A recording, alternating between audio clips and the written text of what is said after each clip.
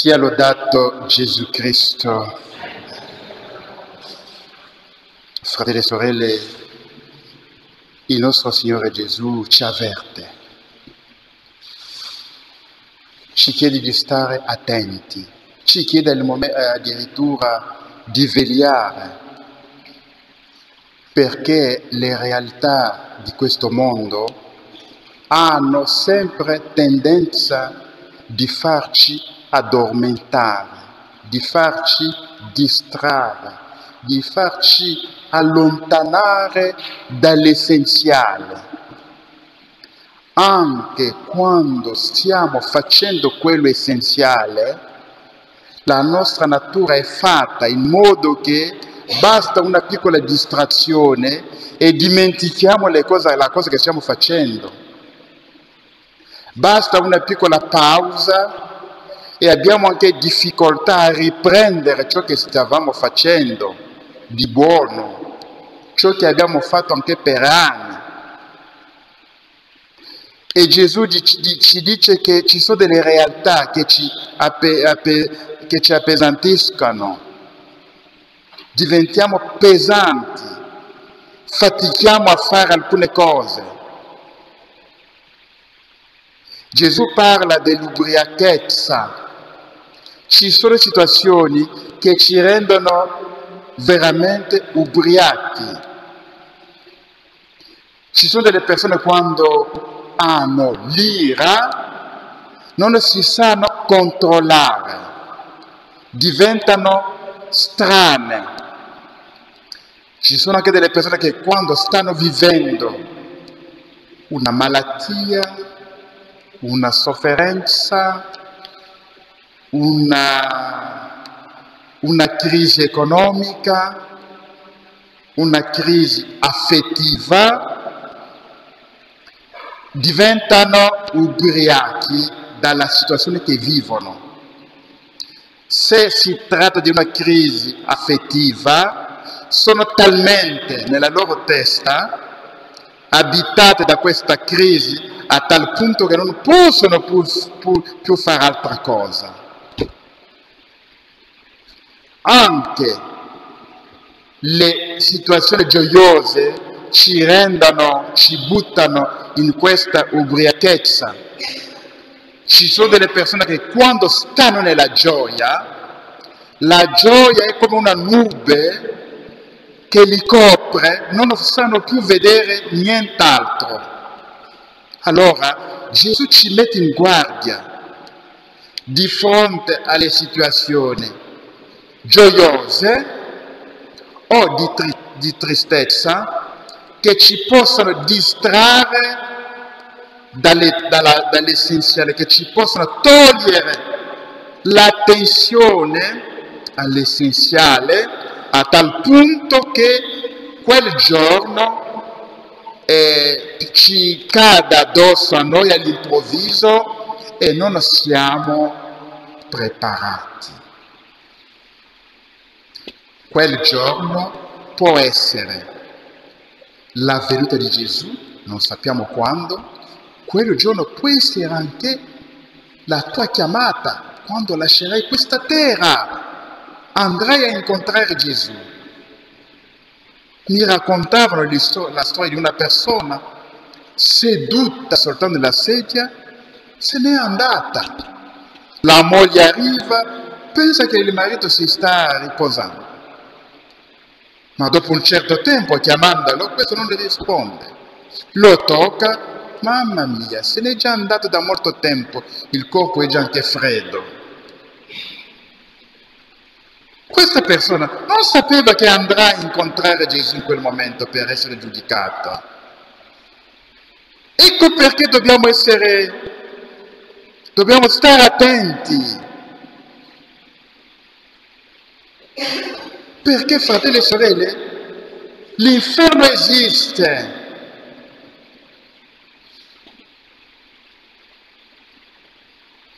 Gesù ci dice ancora: vegliate in ogni momento pregando. Fratelli e sorelle, bisogna pregare molto.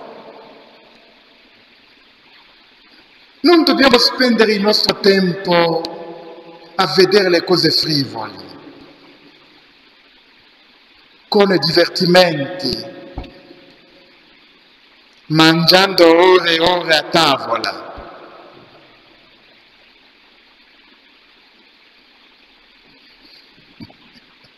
Ore e ore a tavola. Fratelli e sorelle, dobbiamo avere il tempo per pregare. Dobbiamo prendere il tempo per pregare. Prendiamo il tempo in casa nostra per pregare. La casa è tua. Non sei badante, non sei schiavo di nessuno in casa tua. Metti a tua disposizione tanto tempo per pregare.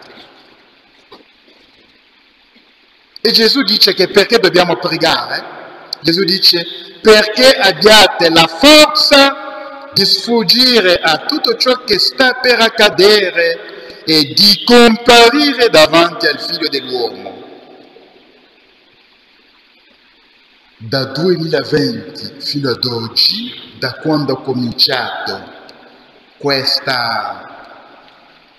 problema che conoscete bene, chi prega molto sta molto bene. Chi prega molto sta bene. Chi prega bene non è agitato. Chi prega molto non ha paura.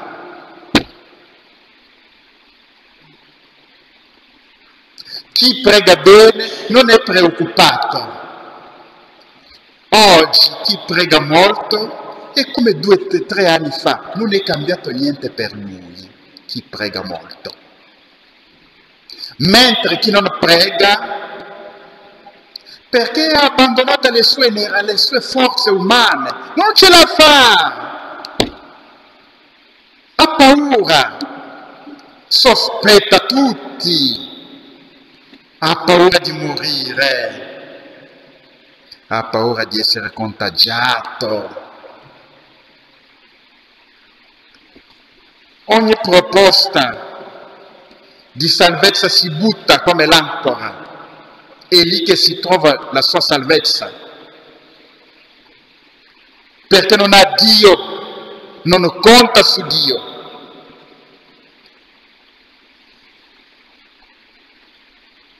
Dunque senza preghiera non possiamo avere la forza per resistere a ciò che stiamo vivendo adesso, anche a ciò che verrà. Ecco perché, fratelli e sorelle, vi invito a pregare, a disturbarmi anche quando vi chiudo la chiesa, non vi voglio aprire per pregare. Mi dovete disturbare, vogliamo pregare, voglio pregare, apriteci la chiesa, vogliamo pregare, vogliamo adorare, fate queste cose, fratelli e sorelle.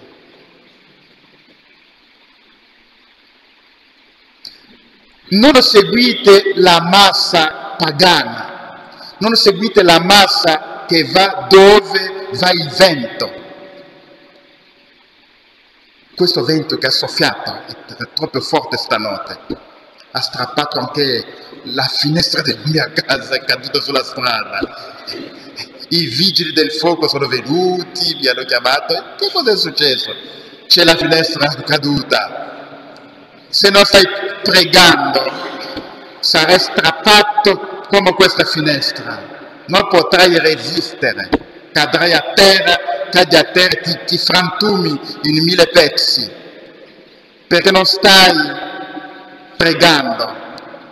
Se non stai pregando, non sei collocato alla casa in modo forte, sei debole, non hai nessuna resistenza.